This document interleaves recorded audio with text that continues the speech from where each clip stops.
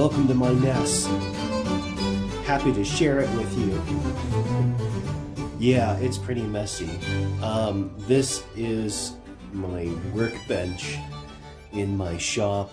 I don't usually have my shop bench so messy, but just now and then, you know, it just kind of feels good. And I got a lot of little parts in production here. This project is for my next steampunk lamp, which I will be putting up for sale on consignment at one of my local antique stores. Some guys just started telling me, you know, a little too many times, you ought to sell these things. So I ought to sell these things. So anyway, all the crap you see ahead of you, that's just my kind of workspace, and it just feels a little cozy. I'm home for the third day in a row sick, and, you know, okay, but, you know, not well enough to be office appropriate for these days. So I figured I may as well do something I enjoy. I'm a creative person, and this type of creativity feels very, very cathartic. So I'm presenting with you today this horrible mess, and I thought I'd start out in the first third of this project. No, I don't have any designs. This is totally improv and inspirational, so I thought I'd just have you join me in the process. It's kind of, you know, it's the 4th day of March, and we had 60-degree temperature, which is not bad for the Rocky Mountains yesterday. It's down in the 30s today with more chance of snow.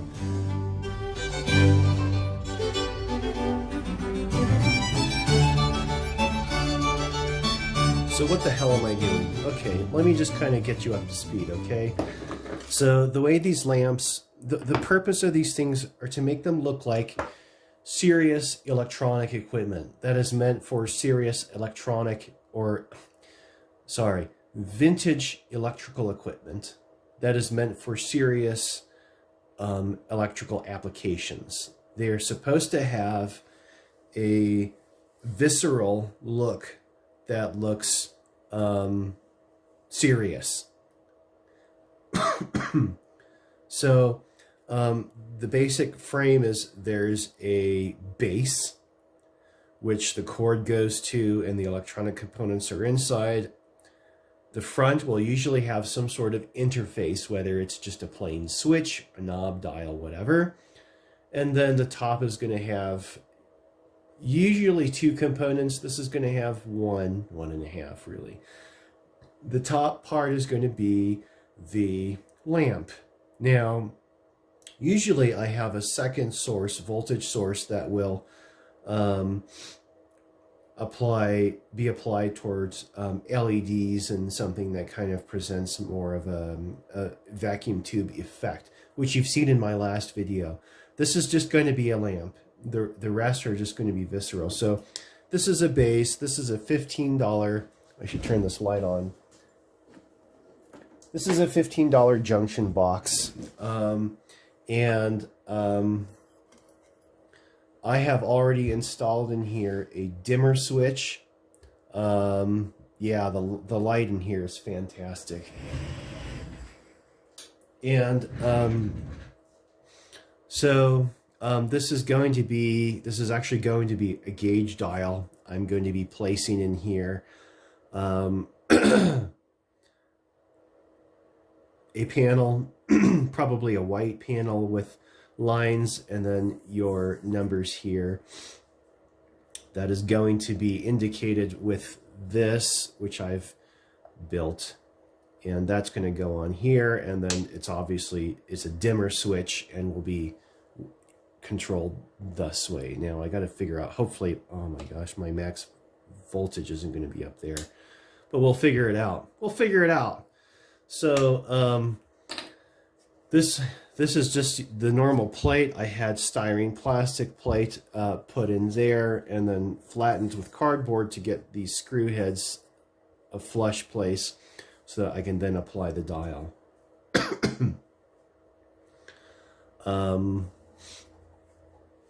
Next, the top of it is going to be this. What is this? What are you looking at? Well, let me tell you what you're looking at here.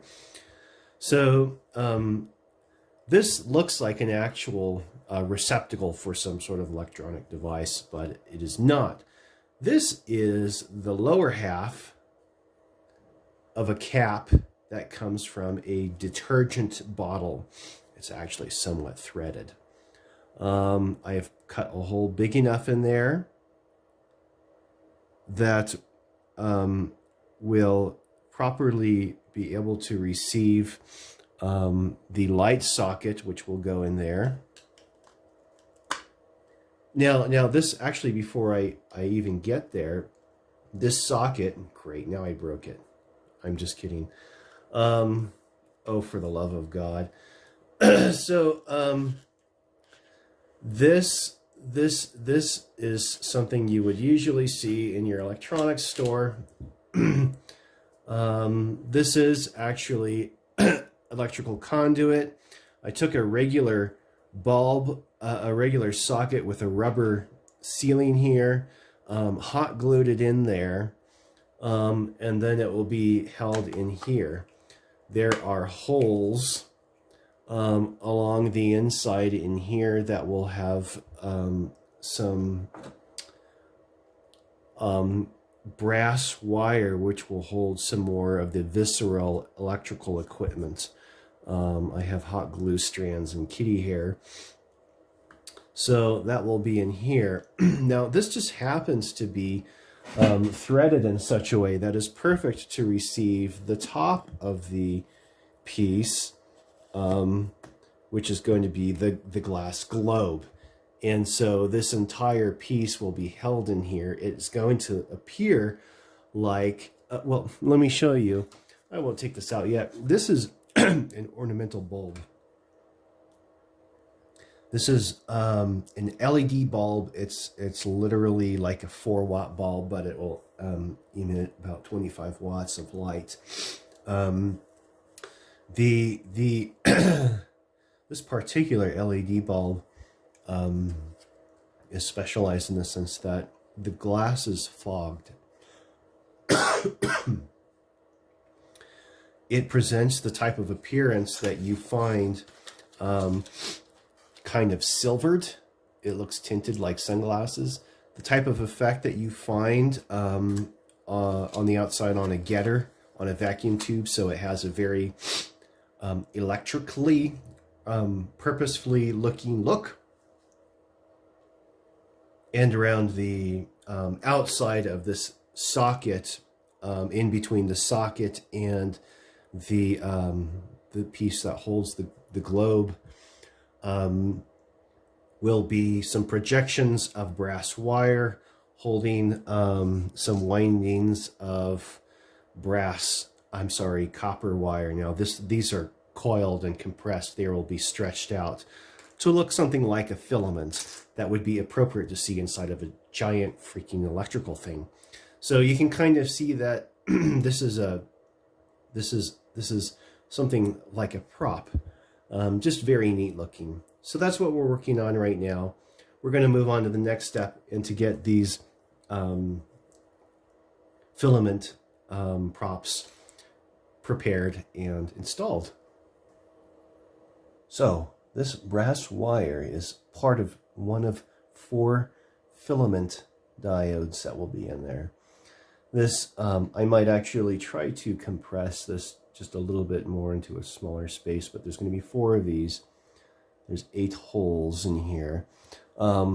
Each hole is going to be a receiver. And they'll be properly placed in here. The copper coil will be stretched out, and then there will be an anode or a cathode down here to receive the copper coil. So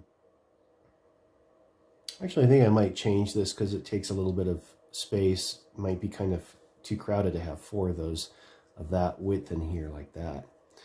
But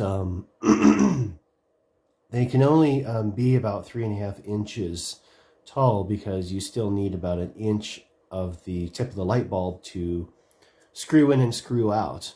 This is a lamp and it will happen, and so it needs to be accessible. So I'm going to modify that. That's looking just a little bit too big, but that's where we're going right now.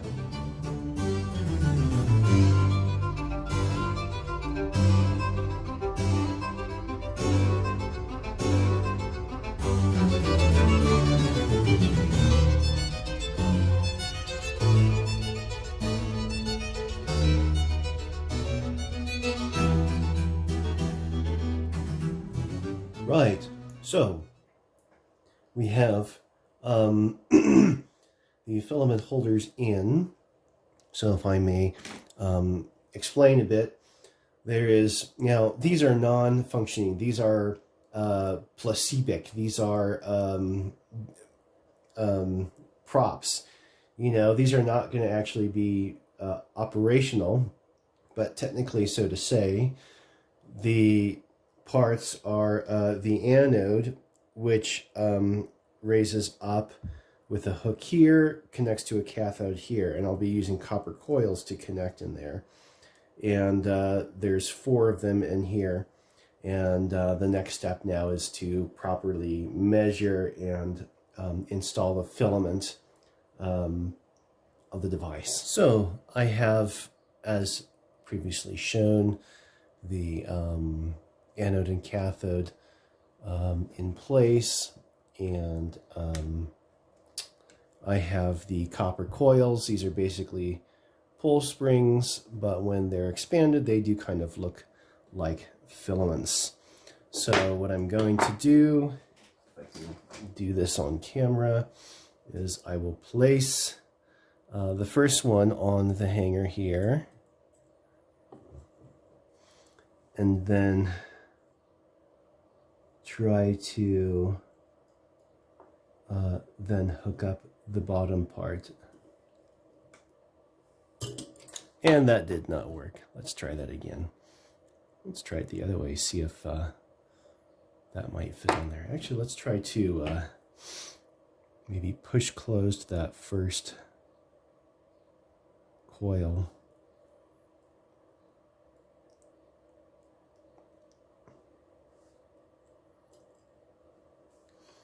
Come to think of it, these coils might be just a little too long. They're not going to get a whole lot of stretch, although that kind of works.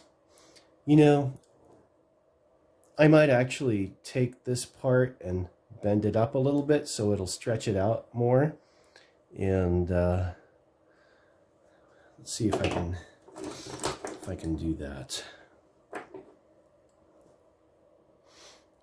I wonder what the best way to do that is. Let's see here.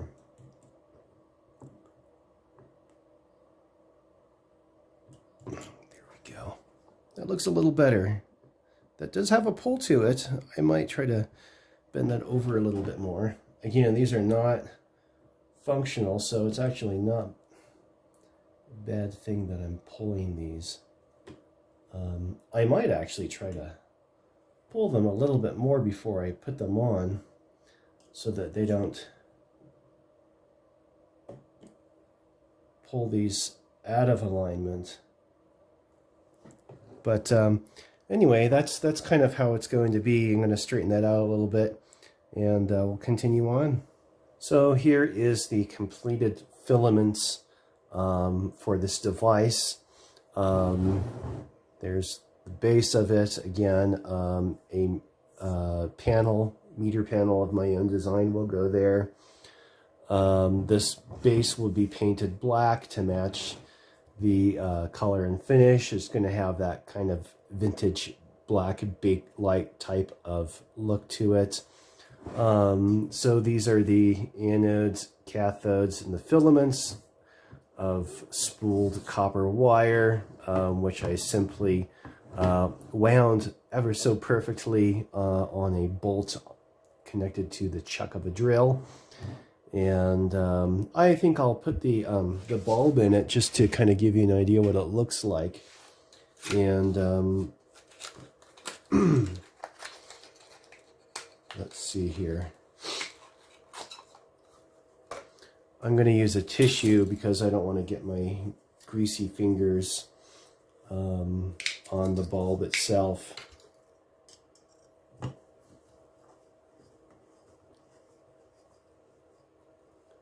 Excellent. So there you have it. This is what the light will look like. You can't exactly tell, but this bulb does have that tinted top to it, which does give it a vacuum tube-like effect. And then, of course, the globe will go on there and go over the threads like that. And so there's kind of a little glimpse of what we will be seeing soon. So stay tuned.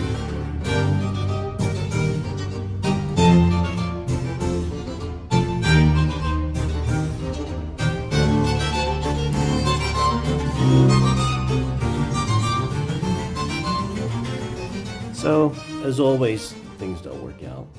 That's okay. This is a temporary measure. I made a gauge dial, which looks very mediocre. Tried to kind of age it a bit. I might try to age it a little bit more so you can't see how crappy it is. It's going to go in there, but I had to cut so much off the sides to get it to fit. Some of the numbers are not there. So it's going to go in there like this. And then this is going to go over it like that, and then I'll put a clear cover over it. So, you know, it's kind of serviceable, but I might darken that a little bit more just so you can see how crappy it is.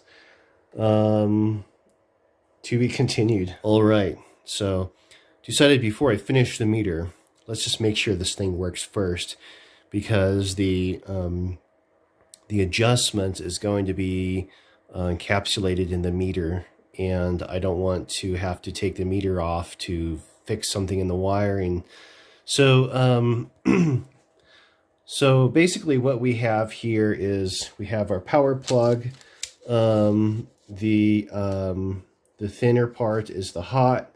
This is the ground. Multimeter this over to the hot part, which is here. That goes into the dimmer switch. The next black wire comes out into the hot for the socket, and then the white is the neutral that comes out, and that is hiding over here and goes back to the ground here, which comes out to here. So looking at this, or easier looking at the schematic, we got the hot, the power plug, which is the thin side, goes to the black wire here. The next black wire goes out to the black wire of the socket, which I showed you. The white wire is the neutral now, coming out here and wired this way. However, in a wall, standard, your light's going up through the wall up to your appliance up top. So we don't have one. There is a green ground here, which is a safety measure, which we are not going to honor in this situation. And hopefully it'll work. I don't see why it won't. I am not an electrician. This could be very dangerous. This could kill you if you try it at home, so do not try it at home. I'm trying it at home, and if I die, I'm doing this all wrong, which means I should be live on Facebook. But, you know, next time, the charm. So we're going to plug this in, make sure it works, and then take it from there. So this thing's plugged into the wall. I have this still loose just because I might need to adjust something here. But let's go ahead and give it a whirl. All right. That does the trick. And of course, my suspicion is true. The dimmer switch is a full potentiometer, which means the 180-degree dial part. I'm going to have to take the needle off because it won't rotate all that far. So anyway, we'll carry on.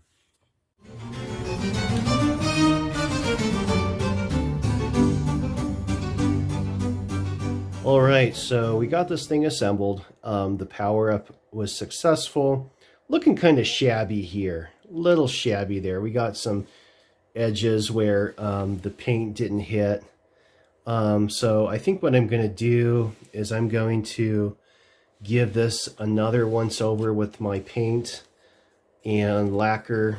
And then once the paint, the body work is done, then I just have to finish up, post the dial. I didn't want to, but I might take the needle off and just glue it at a certain position there. You know, I didn't stop to think how far around this actually goes. It's almost 360 degrees for the full potentiometer. And doing only 180 is not going to do it justice, full justice anyway. So if I left the needle attached to the knob, right?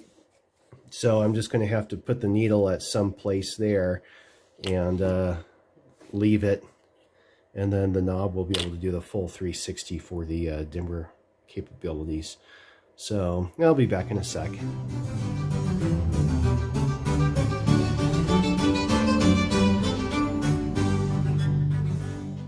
So here we are. We're done. Hasn't really come out as well as I wanted it to. I don't think I am going to want to charge anyone money for this. There's kind of some pretty crappy paint work along the top of the meter around here. The gasket is kind of funky looking. I think I might just kind of want to refurbish this before I decide to sell this. I might just kind of stick with my classic steampunk style lamp. This is something different. I can part it out and reuse part of it. I did put a lot of work into it. Not happy with the dial. Not happy with the fact that that needle does not move. The dial is obviously hand drawn, and I just thought I've done it before and done well with it. Just not today. There's some issue with it's just kind of a poor quality job. It does work.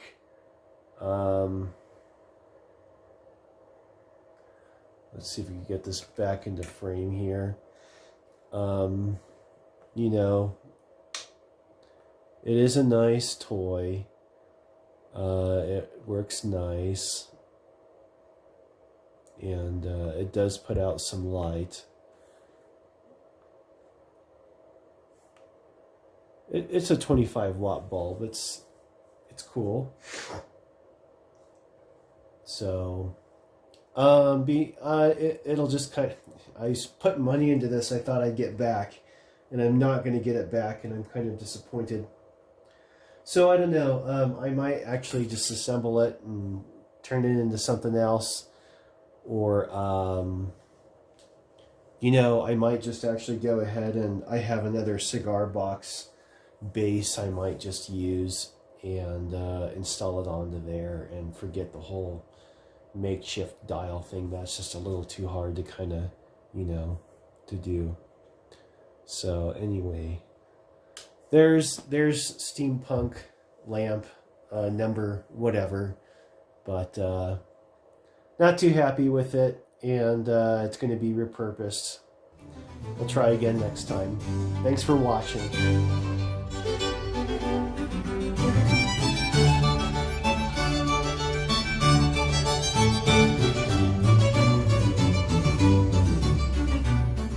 is just a little follow-up video. I know that the last video I made showing the completion of this lamp, I kind of poo-pooed it, but I really like it. You know, the ambiance in my house is pretty dim, and you can't really tell the imperfections I was bitching about. I mean, if it's fine that I keep it, you know. I don't really think that that I'd be able to really sell it, but you know, maybe I could still mod it, or this is my prototype and I'll make a new one, you know. So anyhow, it seems to fit in quite well, and it's pretty awesome, pretty darn bright too. Well, you know, it's more amplified in the video because it's a 25-watt bulb. It's not really that bright. It looks like a freaking space beacon in the video, but you know, put it down to a decent rate there, and you can see what's going on in there. So anyway, it's not so bad. I like it.